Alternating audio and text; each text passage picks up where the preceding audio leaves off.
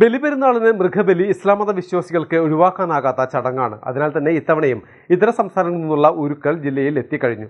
കോട്ടയ്ക്കൽ പറമ്പിലങ്ങാടിയിൽ എത്തിച്ച കന്നുകാലികൾക്ക് ആവശ്യക്കാർ ഏറെയാണ്. ആന്ധ്രാപ്രദേശ്, തമിഴ്നാട്, കർണാടക തുടങ്ങിയ സംസ്ഥാനങ്ങളിൽ നിന്നുമാണ് ഇത്തവണയും കന്നുകാലികൾ കോട്ടയ്ക്കലിൽ എത്തിയിരിക്കുന്നത്. വലിപ്പമുള്ളതും തൂക്കമുള്ളതുമായ ഉരുക്കൾ കച്ചവടക്കാരെ ആകർഷിച്ചു കഴിഞ്ഞു. മോഹവിലയ്ക്കാണ് വ്യാപാരികൾ ഇത്തരം കന്നുകളെ സ്വന്തമാക്കുന്നത്. കോട്ടയ്ക്കൽ പറമ്പിലങ്ങാടിയിൽ എത്തിച്ച കന്നുകാലികൾക്കും ആവശ്യക്കാർ ഏറെയാണ്. വർഷങ്ങളായി കച്ചവടം നടത്തുന്ന മങ്ങാടൻ കുഞ്ഞുട്ടിയാണ് ഇത്തവണയും ഉരുക്കളെ എത്തിച്ചിരിക്കുന്നത്. ചെറുതും വലുതുമായ കന്നുകളാണ് കൂടുതലും. അതിനാൽ തന്നെ ആവശ്യക്കാർക്ക് ഇഷ്ടമുള്ളത് വാങ്ങാനും സാധിക്കും. മിതമായ നിരക്കിലാണ് വിൽപ്പനയെന്ന് മങ്ങാടൻ കുഞ്ഞിപ്പ പറഞ്ഞു. ഭാഗമായിട്ട് നമ്മൾ കർണാടക, ആന്ധ്ര, തമിഴ്നാട് വിവിധ സ്റ്റേറ്റുകളിൽ നിന്ന് എത്തിച്ചിട്ടുള്ള കന്നുകാലികളാണുള്ളത്. പിന്നെ മിതമായ നിരക്കിൽ ഞങ്ങൾ പറമ്പിലങ്ങാട് ഞങ്ങൾ പാരമ്പര്യമായിട്ട് ഇവിടെ കച്ചവടം ചെയ്യുന്ന ആൾക്കാരാണ്.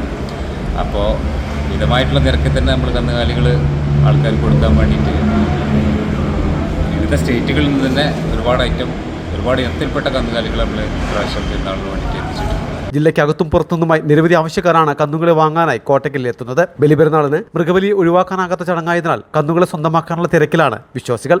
മലബാർ ടൈംസ്, കോട്ടയ്ക്കൽ.